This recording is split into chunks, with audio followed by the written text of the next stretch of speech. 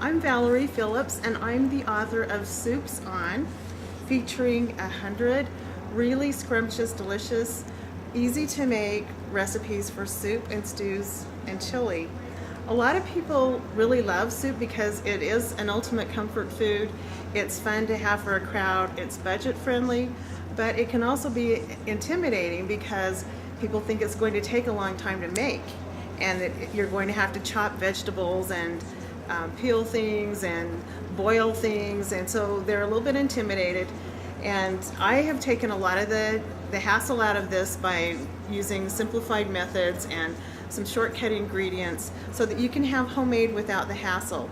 I was the Deseret News food editor for 10 years, and that was one thing that I got a lot of complaints about from people was, oh, that recipe looks really delicious, but it looks like it would be hard to make when I came home from work at night, and I just wouldn't have time to do that. So I tried to simplify some things. For instance, I have a recipe for salsa chicken soup, and instead of chopping and peeling onions and roasting chilies and then having to peel those with wearing rubber gloves, you just use a jar of salsa, and that makes it so much easier.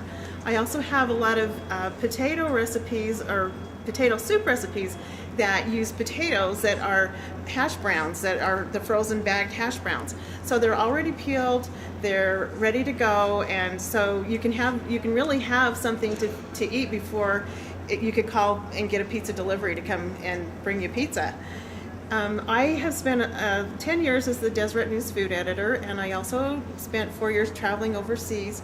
So I've used a lot of recipes from my experiences and the tastes and the travels that I've experienced. I've also gotten recipes from a few friends and well-known people. Like, I do have Larry H. Miller's seafood gumbo recipe that his wife Gail gave to me. And I also have the roasted red pepper bisque recipe from the Biggest Loser Resort in St. George. It's a very healthy recipe, but it's also very easy to make.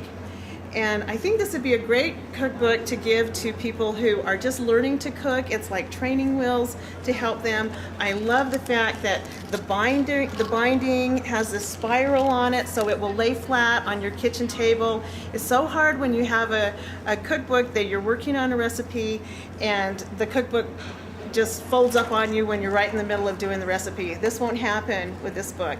I think it's a great book, and I'm very proud of it, and I'm very excited to have it come out.